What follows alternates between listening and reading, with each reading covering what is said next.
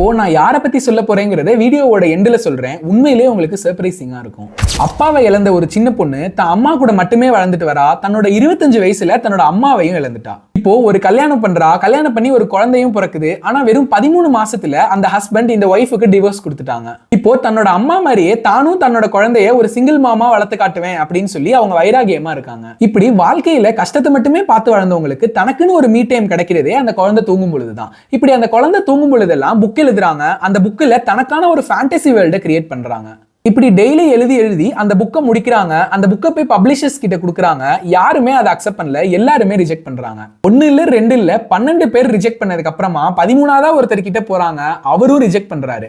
ஆனா அவர் ரிஜெக்ட் பண்ணதுக்கு அப்புறமா இந்த புக்கை தான் வீட்டுக்கு எடுத்துட்டு போய் வச்சிடறாரு. இந்த 13 பேரும் இந்த புக்கை ரிஜெக்ட் பண்ணதுக்கு சொன்ன ரீசன் என்னன்னு கேட்டீங்கன்னா, இது ரொம்ப வியர்டா இருக்கு, நம்புற மாதிரி இல்ல, அது மட்டும் இல்லாம கதையெல்லாம் ரொம்ப டிராகிங்கா பெருசா எழுதி இருக்கீங்க அப்படின்னு சொல்றாங்க. ஆனா இந்த 13ஆவதா ரிஜெக்ட் பண்ணாருல்ல, அவரோட பொண்ணு இந்த வீட்டுல இருந்த புக் எடுத்து படிக்க ஆரம்பிக்கிறா. இது ரொம்ப இன்ட்ரெஸ்டிங்கா இருக்குன்னு படிக்கிறா. ஒரு மாசத்துக்குள்ளாரே அந்த புக்கை படிச்சு முடிச்சுட்டு அவங்க அப்பா கிட்ட போய் இந்த கதையோட கண்டினியூவேஷன் என்ன, எனக்கு ரொம்ப கியூரியஸா இருக்கு, நீங்க வச்சிருந்த மத்த புக்லயே இதுதான் ரொம்ப யூனிக்கா இருக்கு அப்படின்னு சொல்றா. இதை கேட்டதுக்கு அப்புறமா தான் அந்த அப்பாக்கு புரியுது, ஒருவேளை இந்த புக் ஒரு நல்ல புக்கோ அப்படின்னு நினைச்சு ரிஸ்க் எடுத்து இந்த புக்கை பப்ளிஷ் பண்ண ரெடி ஆகுறாரு. இந்த புக்கை பப்ளிஷ் பண்றாரு. ரொம்ப சூப்பரா போகுது. அதுக்கடுத்து அவங்க கிட்டயே இதை பத்தின நிறைய சீக்வல் எழுத சொல்றாரு. நிறைய பார்ட்ஸ் ஆஃப் புக்ஸா ரிலீஸ் ஆகுது. அந்த லேடியோட பேரு தான் ஜே.கே. ரவுலிங். இப்படி 12 பேர் ரிஜெக்ட் பண்ணி 13ஆவதா பப்ளிஷ் ஆன அந்த புக் தான் ஹாரி பாட்டர்.